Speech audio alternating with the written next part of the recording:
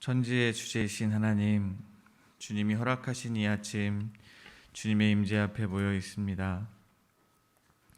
저의 마음을 돌이켜 주님께로 더 나아오게 하옵소서.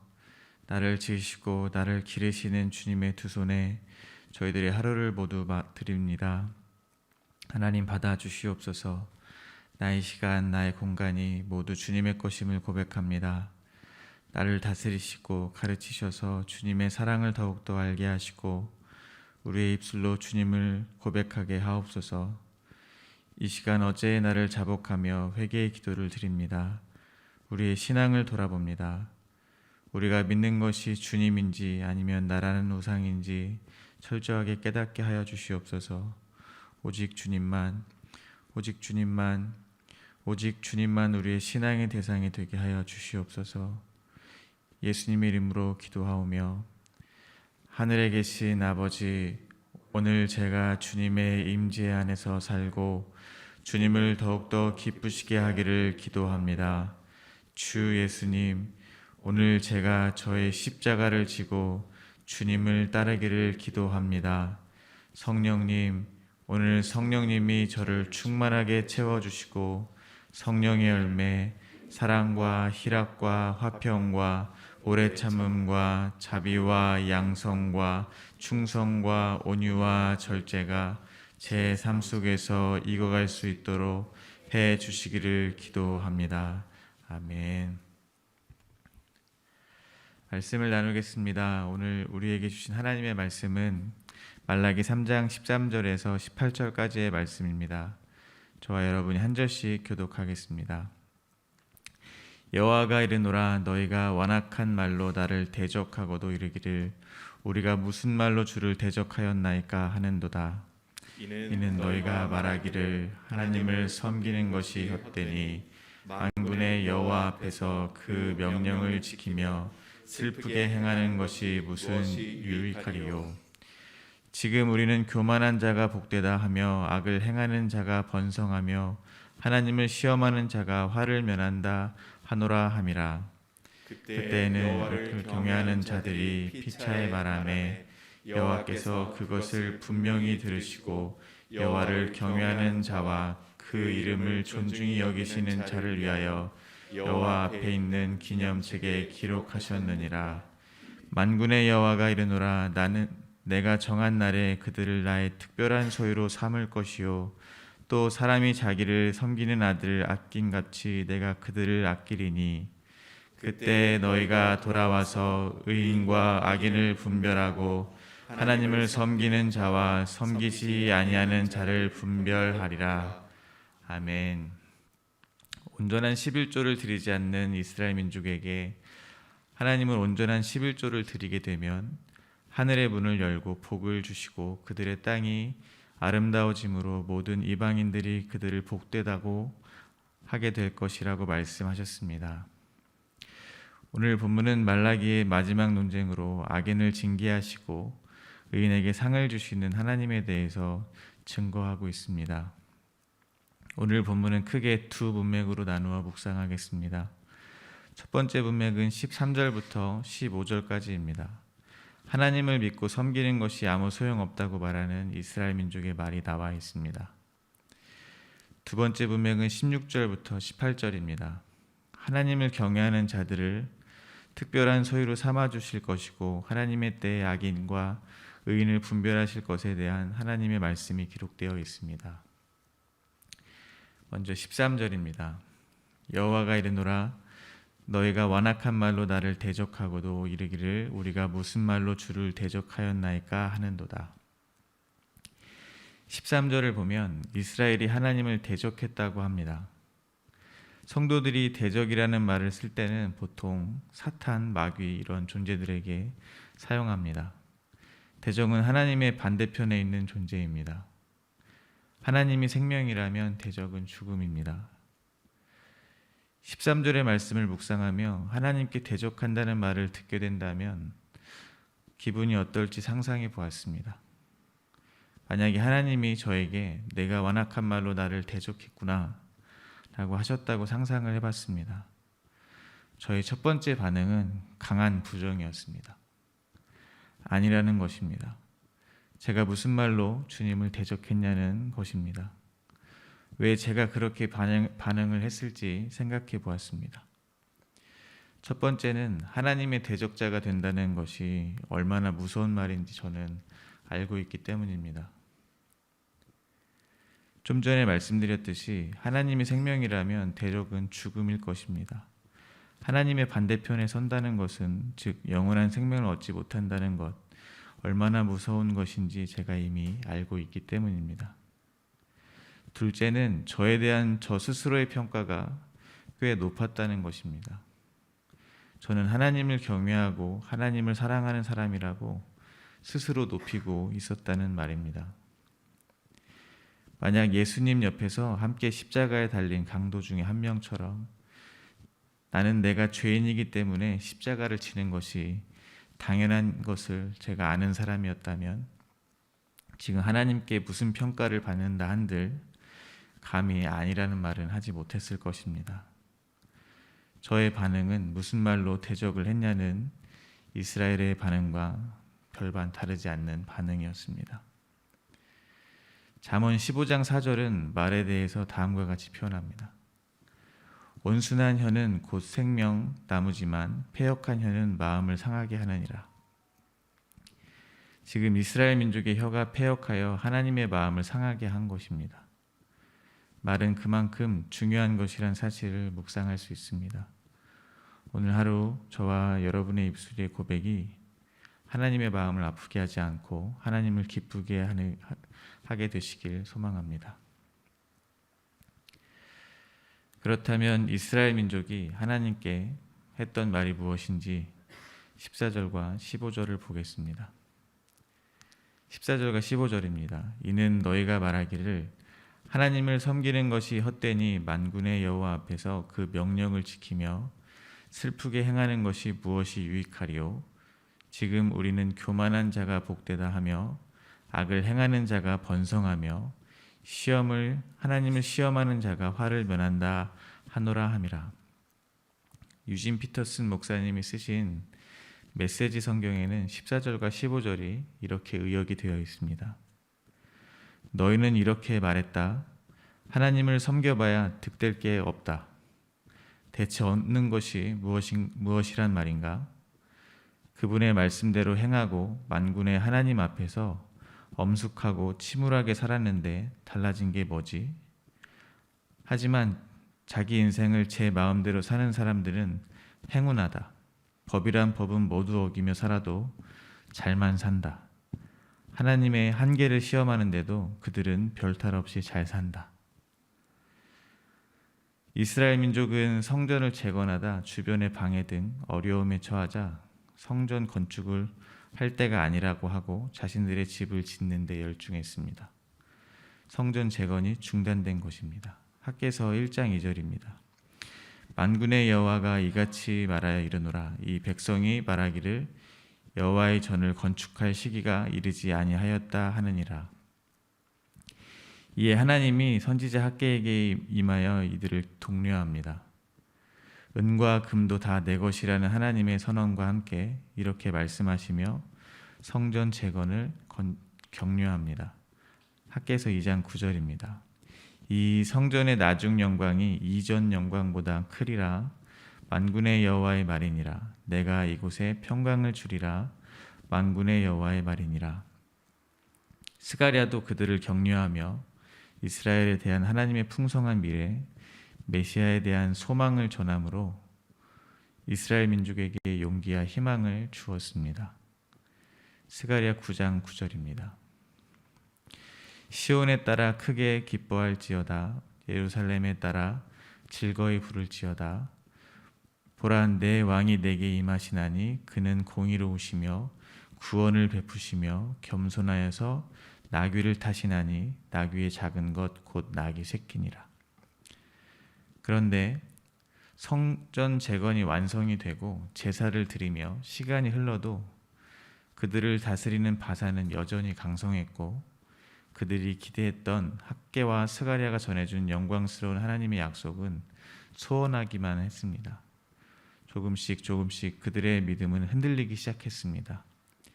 하나님께 드리는 제물은 아까워지기 시작했습니다. 그래서 흠많은 제물을 바쳤습니다. 나아가 풍요를 주는 것 같은 이방의 신들을 섬기는 이단의 신들을 섬기기 위해서 이방 여인들과 통혼도 하였던 것입니다. 14절과 15절의 이스라엘 민족의 불평을 지금의 말로 표현하면 이렇게 될 것 같습니다. 하나님을 섬겨봤자 돈도 써야 하고 시간도 내야 하고 잠도 못 자고 새벽 예배에 나와야 하고 쉬는 날 놀러 가지도 못하고 날마다 죄를 묵상하며 엄숙하고 침울하게 살았는데 과연 내가 얻는 게 무엇인가? 혹시 이렇게 하면 삶이 좀 나아질 줄 알았는데 별로 나아지는 것도 없고 건강도 좋아지는 것 같지 않고 도대체 득이 될 것이 없다. 믿지 않는 이들을 보면 자기 마음대로 사는데도 아무렇지도 않다.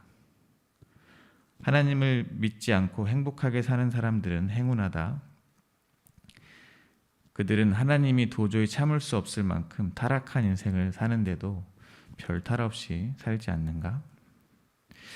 조금 충격적인 건 지금 이스라엘 민족의 고백이 저희들한테 그렇게 낯설지가 않다는 것입니다.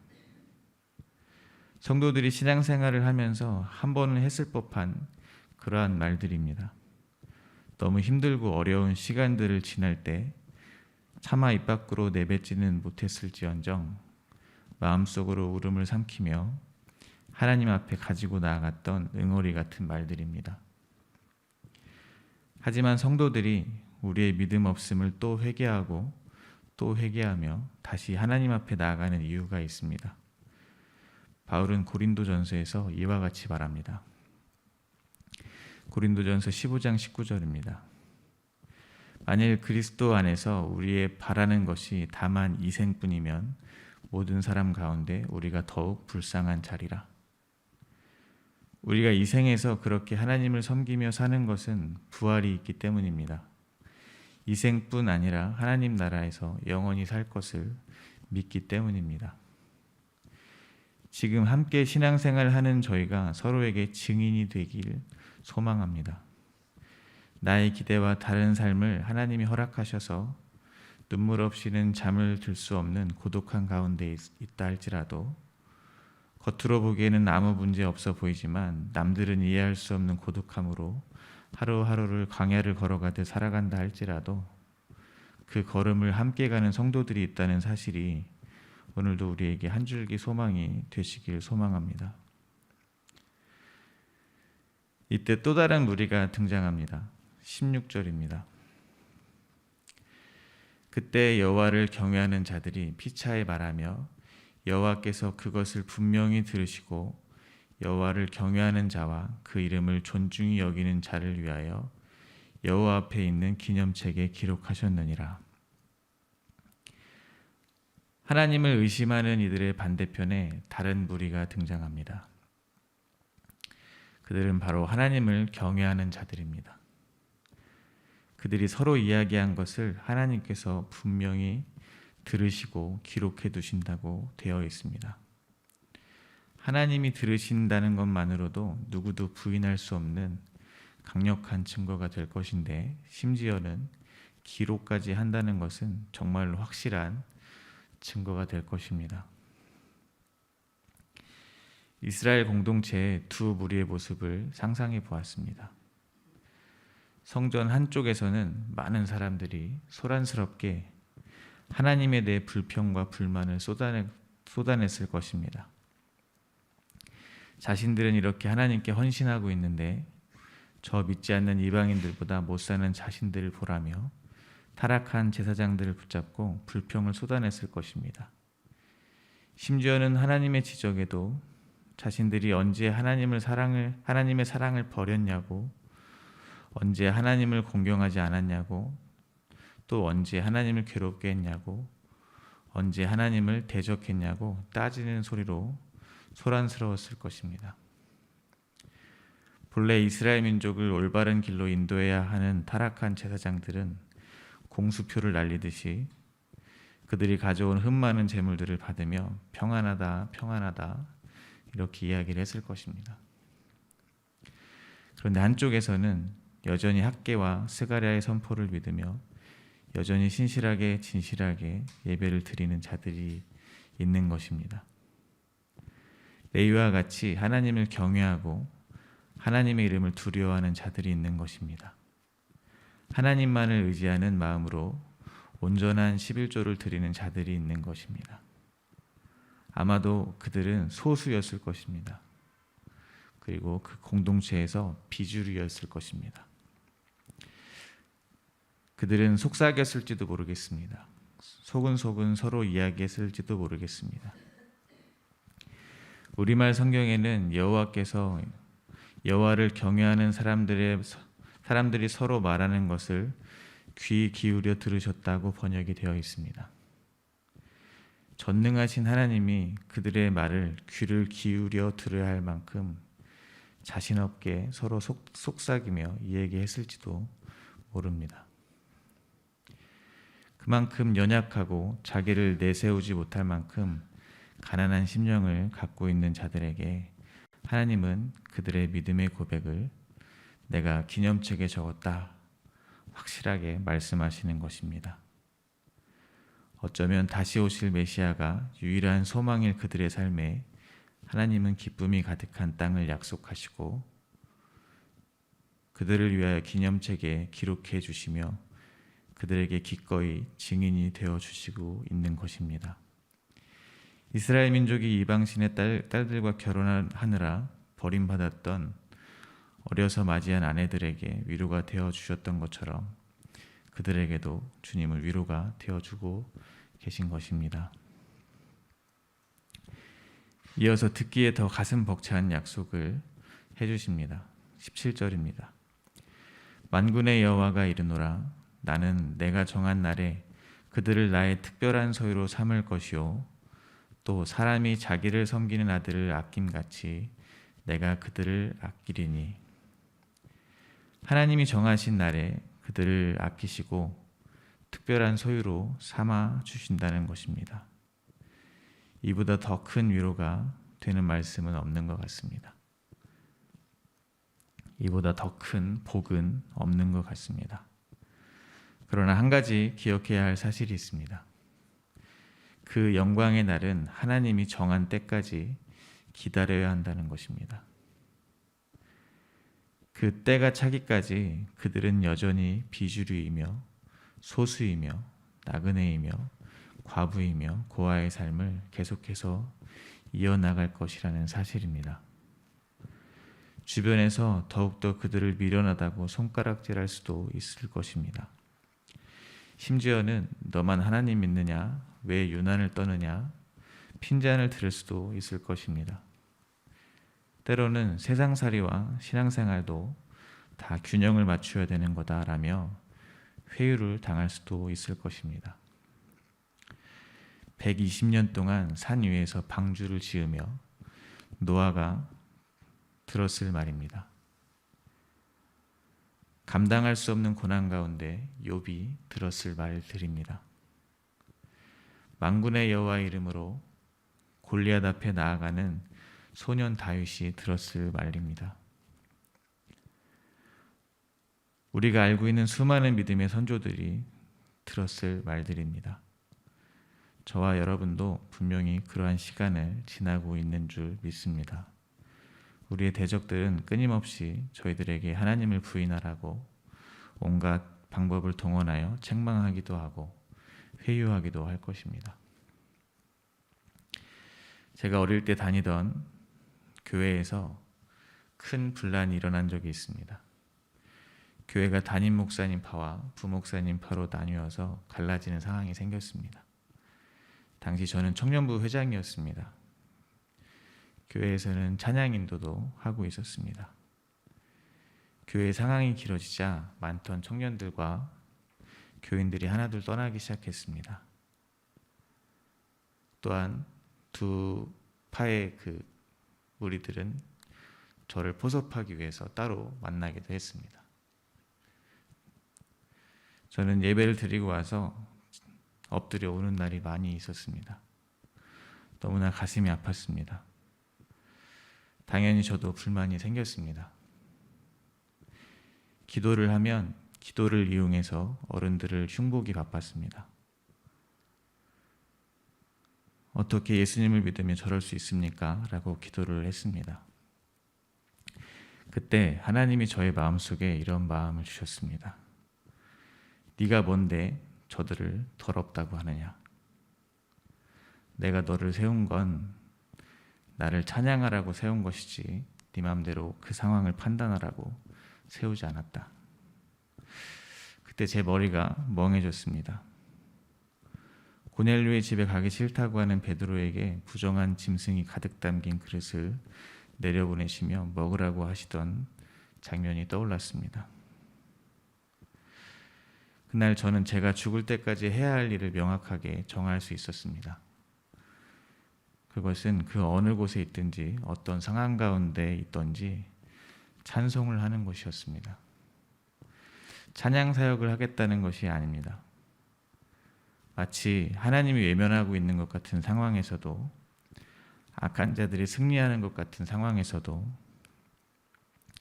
사람들이 원하는 바대로 상황이 흘러가지 않자 서로의 주장이 옳다고 싸움을 하고 있는 가운데서도 여전히 하나님의 통치하심은 틀리지 않았고 하나님의 역사하심은 하나님의 목적에 밖에 완전하게 이루어져 가고 있음을 믿음으로 선포하는 자로 서야 한다는 것입니다. 하나님이 하시는 일을 제가 먼저 판단하지 않고 언제나 하나님 하신 일을 찬송하는 것입니다. 누구도 듣지 않아도 하나님은 그러한 고백을 하는 자들에게 귀 기울이시고 기념책에 적으시고 주님의 때가 되면 그들을 주님의 특별한 소유로 삼으실 것을 저는 믿습니다. 이어서 하나님은 더욱더 놀라운 약속을 해주십니다. 18절입니다. 그때 너희가 돌아와서 의인과 악인을 분별하고 하나님을 섬기는 자와 섬기지 아니하는 자를 분별하리라. 그때가 되면 감히 의인과 악인을 분별하는 역할을 한다고 합니다. 저는 오늘 본문의 키워드를 하나 뽑자면 말이었습니다. 말. 오늘 본문에서 하나님의 놀라운 축복을 받는 하나님을 경외하는 자들과 하나님을 원망하는 자들을 구별하시는 기준이 그들이 하는 말이었습니다.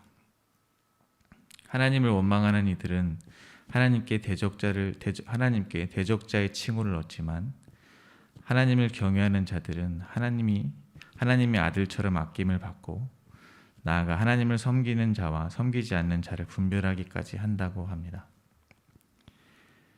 그들이 하는 말을 통해 그들이 서로 생각하는 하나님을 알 수 있습니다. 하나님을 믿는 목적을 알 수 있습니다. 신앙생활을 하다 보면 기독교인들 간에도 서로 말이 잘 안 통하는 경우가 왕왕 있습니다. 서로 이해하고 있는 하나님이 또 서로 하나님을 믿는 목적이 다른 경우입니다. 오늘 본문에 나오는 하나님을 풍요의 신처럼 알고 있는 이스라엘 백성과 하나님을 만유의 주님으로 알고 주권을 인정하며 경외하는 이스라엘 백성이 하나님에 대한 이해와 목적이 다르듯 하나님이란 단어만 같이 쓰지 그 내용은 전혀 다른 경우가 있습니다. 그래서 저는 18절의 의인과 악인을 구별하고 하나님을 섬기는 자와 섬기지 아니하는 자를 구별한다는 것이 16절에서 나온 여호와를 경외하는 자들이 했던 그 말, 하나님이 기념책에 기록한 그 말과 같은 말을 하는 사람들을 구별한다는 뜻은 아닐까 하는 생각을 했습니다. 하나님을 경외하는 자들과 같은 말을 하는 자들이 그들이 이해하는 하나님, 그들이 하나님을 믿는 목적과 같은 목적으로 하나님을 섬기는 자들이요 의인으로 구별된다는 것은 아닌지 생각해 보았습니다. 말씀을 맺겠습니다. 하나님은 연약한 자와 저와 여러분의 고백을 귀 기울여 듣고 계십니다. 세상을 호령하고 많은 사람에게 영향을 미치고 모든 사람이 들을 수 있도록 담대하게 주님을 선포할 담력도 능력도 믿음도 없지만 성령님이 도우셔서 어느덧 견뎌낸 세월을 통해 깨닫게 된 주님의 주되심과